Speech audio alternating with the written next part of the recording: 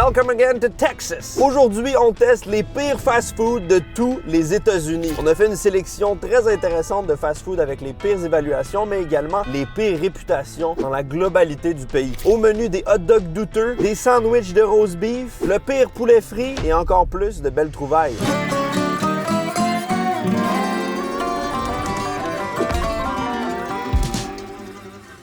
Notre première destination s'appelle Wiener Schnitzel. Est-ce que vous connaissez Wiener Schnitzel? Non.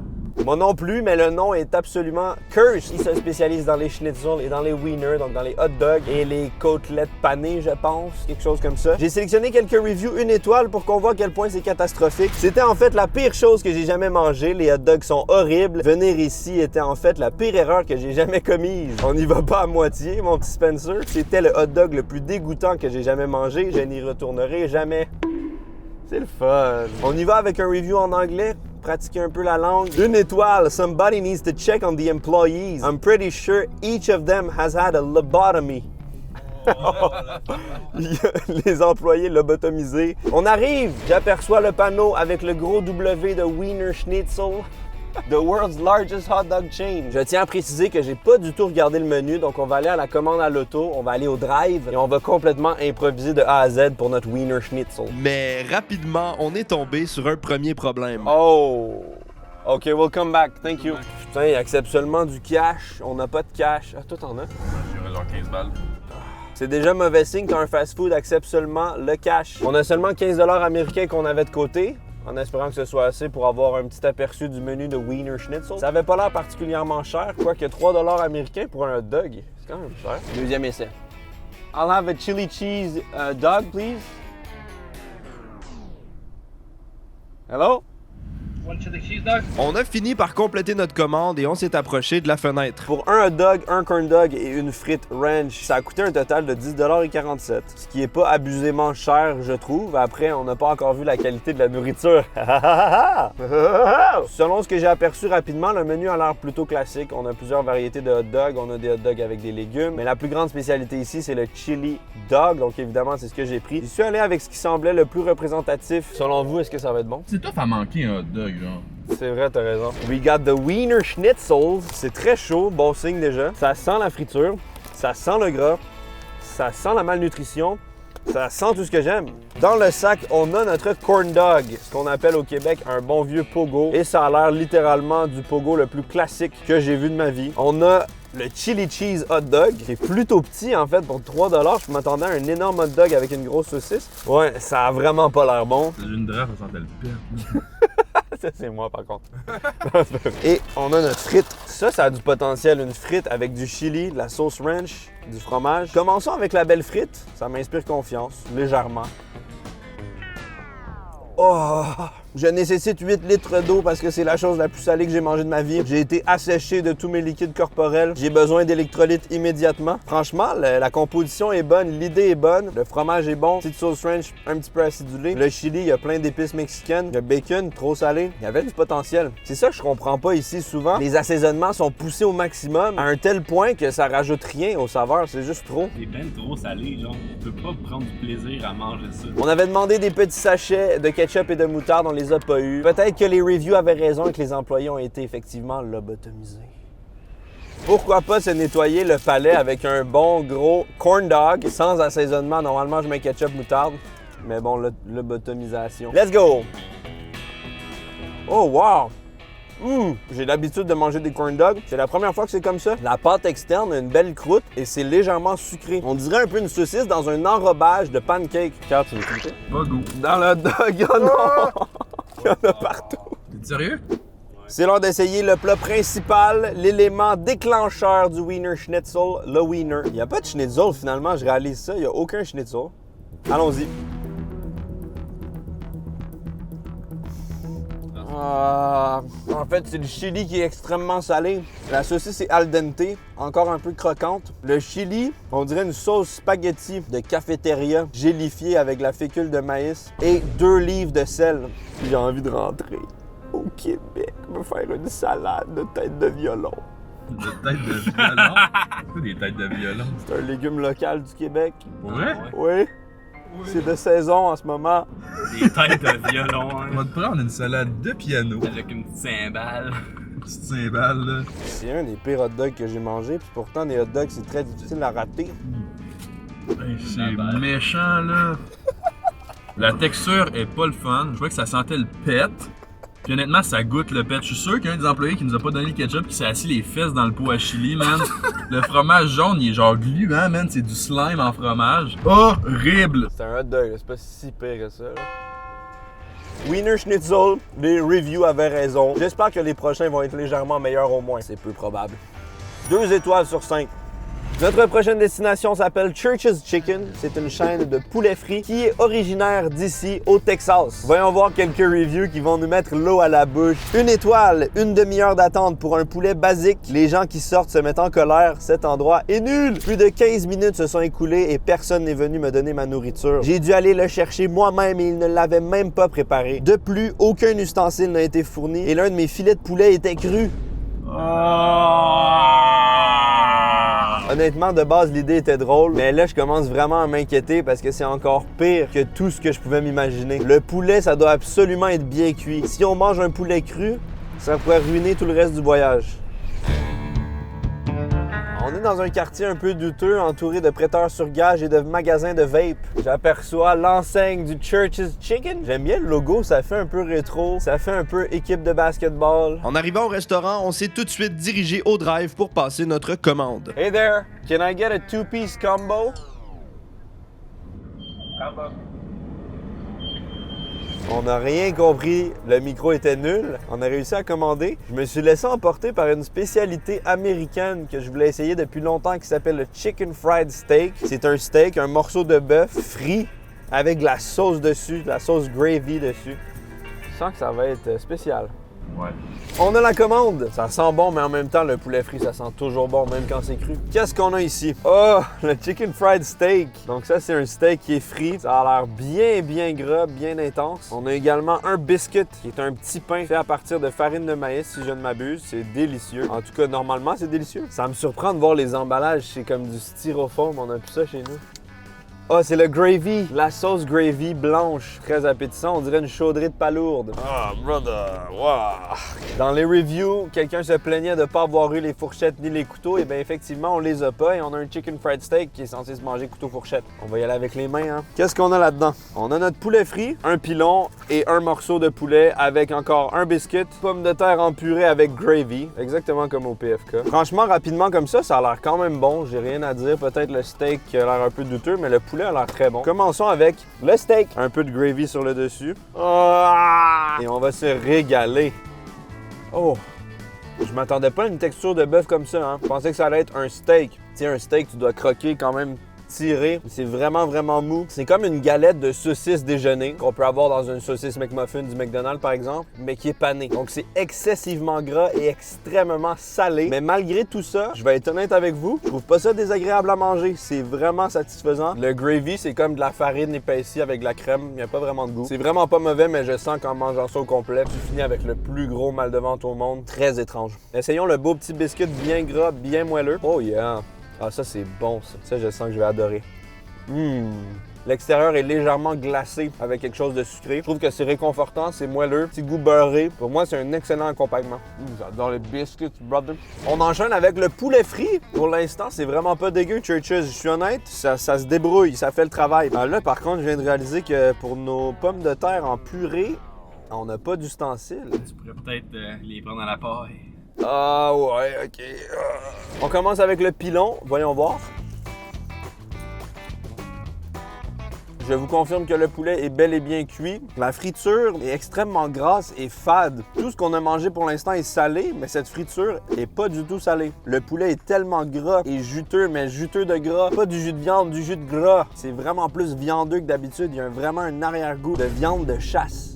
Je sais pas pourquoi, c'est peut-être du pigeon. La consistance de la panure est désagréable. C'est pas mauvais, mais c'est vraiment pas très bon pour un restaurant qui se spécialise en poulet frit. Un peu décevant. Essayons le gros morceau de poulet maintenant.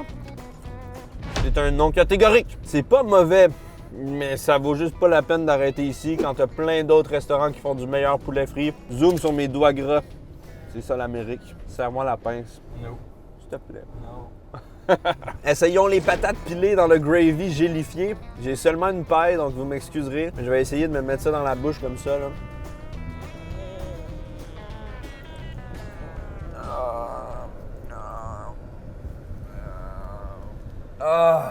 Les patates sont diluées à l'eau. Tu sais, quand tu bois une slush ou une granita pour les Français, qu'à la fin, t'as plus de sirop à l'intérieur puis c'est juste de la glace pilée.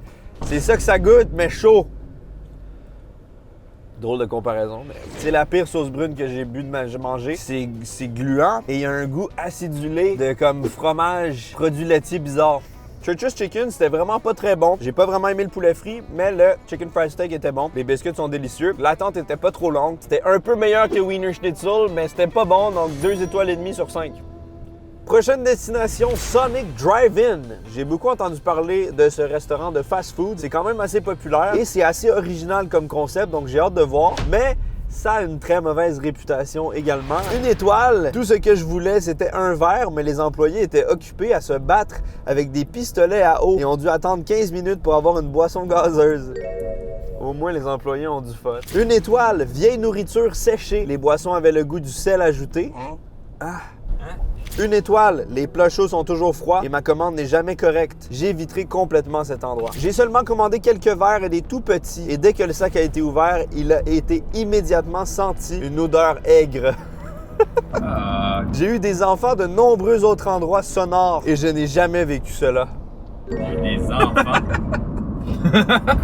La traduction fait partie du charme. Une des particularités du Sonic Drive-In, c'est qu'il y a comme des rangées et des rangées d'écrans et les voitures peuvent se stationner directement à l'écran, commander et attendre la commande à cet endroit-là. C'est un peu comme les fast-food à l'ancienne, vintage. On vient d'arriver, donc c'est ça, il y a comme des rangées et on s'installe à côté d'un écran, on commande et on attend là. C'est vraiment cool, j'aime bien le concept. Le menu a l'air vraiment complet. Il y a des trucs sucrés, il y a des accompagnements, il y a plein de burgers différents. Quand on est prêt à commander, il suffit juste d'appuyer sur le petit bouton rouge en dessous des écrans et quelqu'un nous répond comme dans une commande à l'auto normale. On vient d'avoir notre commande, ça a été quand même rapide, très bon service. On a un petit porte-gobelet comme ça en carton. On a pris tellement de trucs différents, des crèmes glacées, des slushs, des burgers. Franchement, j'ai hâte de voir, je suis quand même hypé. Dans ce sac-là, on a les bâtonnets de mozzarella. C'est rare qu'on puisse commander des bâtonnets de fromage dans des fast-food comme ça, donc je trouve ça très cool. Si c'est bon, c'est un très bel atout. Petite sauce marinara, voyons voir. Oh! Oh! Ah! Le bâtonnet de fromage est vraiment bon, croustillant, fromagé, mais la sauce marinara, c'est ça le goût aigre du review. C'est le truc le plus aigre au monde. Là, on dirait genre un hybride ketchup marinara vinaigré. C'est vraiment pas bon. La panure est quand même très épaisse, mais pour vrai, pour un truc de fast-food, j'en ai mangé des pires dans des restaurants où tu t'assois et tu payes le triple du prix, donc franchement, très validé. Ce petit bâtonnet de fromage-là serait encore meilleur avec une sauce piquante qui est disponible dans la description. Ma propre sauce piquante en collaboration avec la pimenterie qui marie des saveurs de vanille, d'agrumes, de piment habanero qui va à merveille avec la friture, disponible en France et au Canada. En accompagnement au burger, j'ai pris les Tater Tots. C'est des petites boules de pommes de terre hachées, un peu comme des hash browns, mais miniatures. C'est mes trucs préférés au monde et c'est quand même difficile à trouver au Canada. Donc je suis très content que ce soit disponible ici. Ouais, avec ma sauce, là. Pour l'instant, tout ce qui est frit est délicieux au Sonic. Les Tater Tots sont croustillants, pas trop salés. On s'enligne sur une masterclass. C'est l'heure du burger particulier avec le Texas Toast. Le Texas Toast, c'est du pain à l'ail dans du pain de mie. C'est une spécialité d'ici. C'est ici que tout pourrait potentiellement se gâcher. Oh! Ça a l'air bon. C'est toasté à souhait. Ça sent très bon. Qu'est-ce qu'on a à l'intérieur? Plein d'oignons. Bruh. C'était pas écrit qu'il y avait des oignons, ça a feuille. On a des cornichons, du fromage, des oignons que j'ai retirés. Pas mal de bacon. Texas Toast Burger from Sonic Drive-In America. Oh. C'est tellement sec.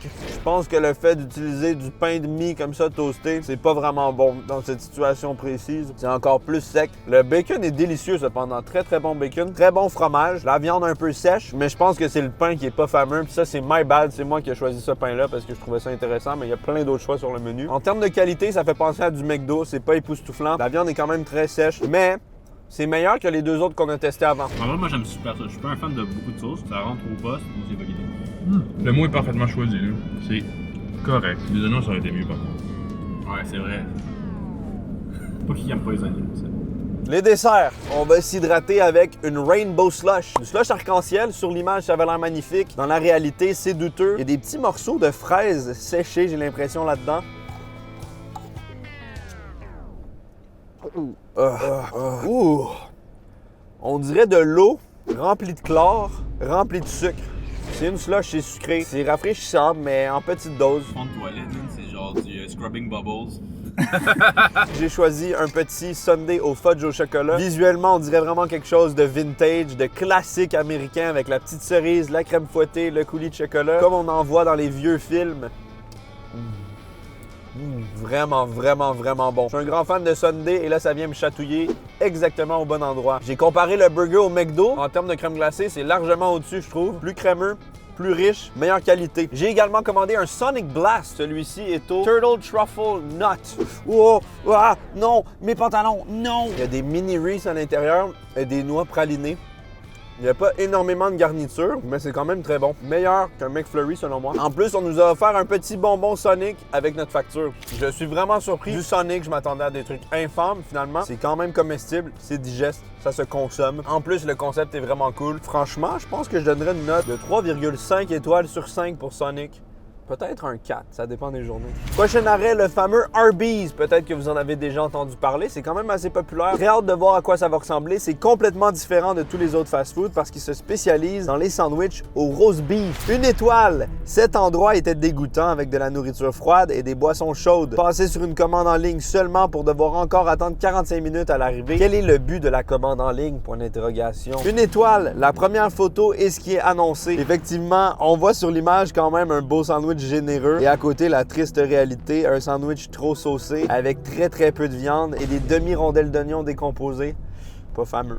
Une étoile, quelle déception. Le pain était visiblement passé au micro-ondes. Le service était très lent et pas très sympathique. Je ne voulais pas donner d'étoiles, mais apparemment la critique ne sera publiée que si vous le faites. Il aurait mis 0 étoile s'il y avait pu. 0 étoile, ça s'annonce délicieux.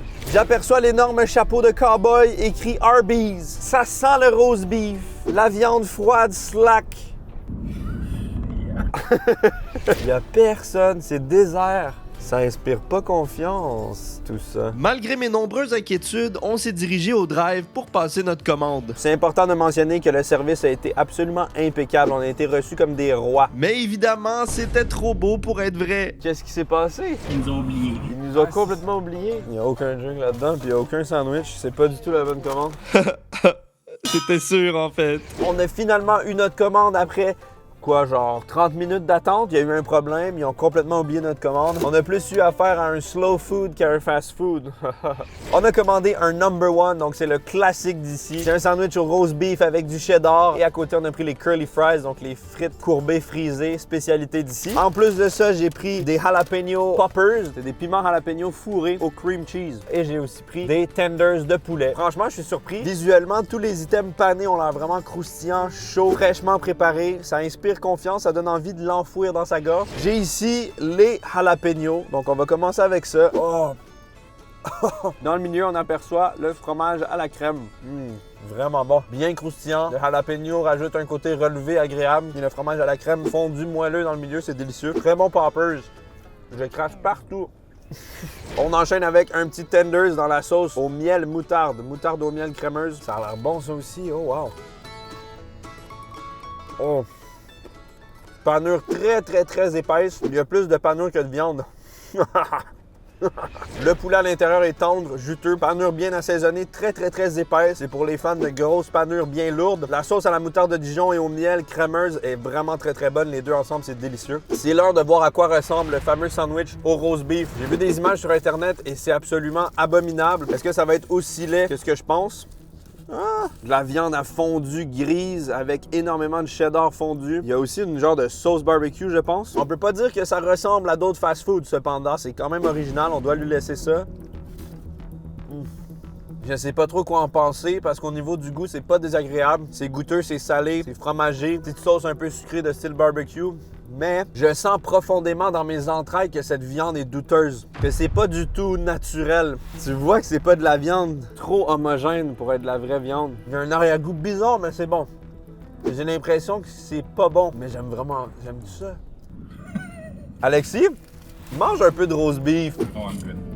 T'en veux pas? No, it doesn't look good at all. Carl, un peu de roast beef. Des fois, dans la vie, il faut que tu fasses des sacrifices pour le bien du show.